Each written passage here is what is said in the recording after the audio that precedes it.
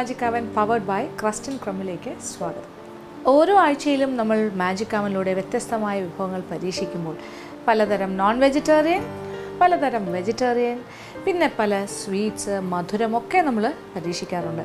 ഇപ്പോൾ കുറച്ച് ദിവസമായിട്ട് എന്താ പറയുക, നമ്മൾ ചെറിയ മുട്ടയാണെങ്കിൽ ഒന്ന്, വലിയ മുട്ടയാണെങ്കിൽ ഒന്നിൻ്റെ പകുതിയായാലും മതി. അപ്പോൾ ഇത്രയും കാര്യങ്ങൾ ആദ്യം. അപ്പോൾ ഒരു മുട്ട, 1 ടീസ്പൂൺ ജിഞ്ചർ പേസ്റ്റ് ഇഞ്ചി അരച്ചത്, 1 ടീസ്പൂൺ ഗാർലിക് പേസ്റ്റ് വെളുത്തുള്ളി അരച്ചത്, 1 ടീസ്പൂൺ സോയാ സോസ്.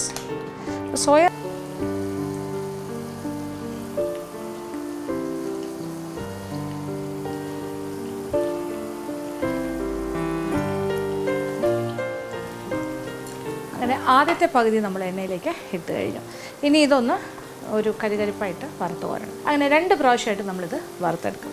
ഇത് ഒന്ന് മൂക്കട്ടെ പാകത്തിന്, അത് കഴിഞ്ഞ് വറുത്തെടുക്കാം. കൂടി വരുന്നതാണ്. സാധാരണയായിട്ട് തണ്ടാണ് കൂടുതലായിട്ട് ഉപയോഗിക്കുന്നത്, അതിൻ്റെ സ്റ്റെം.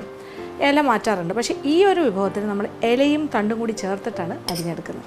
അങ്ങനെ ഇലയും തണ്ടോടു കൂടി സെലറി ഒരു 3 ടേബിൾ സ്പൂൺ അത് ആദ്യമേ നമ്മൾ ചേർക്കുകയാണ്. ഇലയും എല്ലാം കൂടി കിടന്ന് വറ്റൽ മുളകും ചേർത്തു, അത് മൂത്തു. നമ്മൾ സവാളയുടെയും നിറം ഒന്ന് മാറാൻ തുടങ്ങുക. ഇപ്പോൾ സവാളയുടെയും നിറം മാറാൻ തുടങ്ങുന്നു. പച്ചമുളകും പാകത്തിന് നന്നായിട്ട് കരികരിപ്പായിട്ട് മൂത്ത് തുടങ്ങുന്നു. വറ്റൽ മുളകെല്ലാം മൂത്ത് കഴിഞ്ഞു. നല്ലൊരു മണവും വന്നുകൊണ്ടേയിരിക്കുന്നു. ഇനി ഇതിലേക്ക് നമ്മൾ എന്തൊക്കെയാണ് ചേർക്കണ്ടേ, ഒന്ന് തിളക്കട്ടെ. ഈ സമയത്താണ് നമ്മൾ ഉപ്പൊക്കെ പാകത്തിനുണ്ടോ എന്ന് നോക്കാൻ പറ്റിയ സമയമാണ്. ഇതിനോടൊപ്പം ഒരല്പം പഞ്ചസാരയും കൂടി ചേർത്ത് കൊടുക്കാം. 1/2 ടീസ്പൂൺ പഞ്ചസാര. ഇനി എന്താണ് ചെയ്യുന്നത്? വേറൊന്നും ചെയ്യാനില്ല. ഈ വറുത്ത് വെച്ചിരിക്കുന്ന ചിക്കൻ്റെ പീസസ് ഇതിനകത്തേക്ക് ഇടുന്നു. പിന്നെ ഒരല്പം 1/2 ടീസ്പൂണോളം വാനില എസൻസ്. അപ്പോൾ ആദ്യം ചെയ്യേണ്ടത്, അപ്പോൾ ഇത് തണുത്ത പാലാണ്, ഇത് കാച്ചിയ പാലല്ല, സാധാരണ ഫ്രിഡ്ജിൽ വെച്ചിരുന്ന പാല്. അതിൽ നിന്നും കുറച്ച് തണുത്ത പാല് ഈ നമ്മൾ 3 ടീസ്പൂൺ ജലാറ്റിനിലേക്ക് ഒഴിച്ച് വയ്ക്കുന്നു. ഒരല്പം അതല്പം സമയം കുതിരാനായിട്ട് മാറ്റി വയ്ക്കാം. ഈ സമയം കൊണ്ട് തിളയ്ക്കണം എന്നില്ല, പക്ഷെ നന്നായിട്ടൊന്ന് ചൂടാകണം. അപ്പോൾ ആ ജലാറ്റിൻ ആ ചൂടിൽ കടന്നിട്ട് നന്നായിട്ട് കുതിർന്ന ജലാറ്റിനാണ് നന്നായിട്ടൊന്ന് അലിഞ്ഞ് ഇതിൻ്റെ കൂടെ ചേരും. തരി ഒട്ടുമില്ലാതെ ജലാറ്റിൻ അലിഞ്ഞ് ചേരണം. ഇപ്പോൾ ജലാറ്റിനും ഇതിൻ്റെ കൂടെ നന്നായിട്ട് അലിഞ്ഞ് യോജിച്ച് കഴിഞ്ഞു. അപ്പോൾ എല്ലാം കൂടി കിടന്ന് നല്ലൊരു ചൂടായിരിക്കുന്ന പാകമാണ്.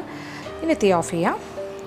എന്നിട്ട് മറ്റൊരു പാത്രത്തിലേക്ക് മാറ്റിയിട്ട് നമുക്ക് കുറച്ച് വാനില എസൻസും കൂടി ചേർക്കാം. മക്കിൻസ് പോലെയോ അല്ലെങ്കിൽ ഇതുപോലെയുള്ള ബൗൾസിനകത്തായിരിക്കും ഏറ്റവും നല്ലത് സെറ്റാക്കാൻ. അപ്പോൾ ഒരാൾക്കൊരു പോർഷൻ കൊടുക്കാൻ എളുപ്പമായിരിക്കും. അകത്തേക്ക് ഏകദേശം 1/4 ഭാഗത്തോളം തിരിച്ച് ഇത് പ്രസൻറ്റ് ചെയ്യാനൊക്കെ പറ്റിയൊരു ഐറ്റമാണ്. അപ്പോൾ പാനക്കോട്ട എളുപ്പത്തിൽ ചെയ്യാമെന്ന് മനസ്സിലായല്ലോ. അപ്പോൾ ഈ രീതിയിലാണ് പാനക്കോട്ട ചെയ്യേണ്ടത്. തീർച്ചയായിട്ടും പരീക്ഷിക്കുക, എല്ലാവർക്കും ഇഷ്ടമാവും. ഇന്നത്തെ എപ്പിസോഡ് ഇവിടെ അവസാനിക്കുകയാണ്. വീണ്ടും പുതിയ വിഭവങ്ങളുമായി ഡയോസ് മാജിക് അവൻ പവർഡ് ബൈ ക്രസ്റ്റ് ആൻഡ് ക്രംബിലൂടെ കാണാം.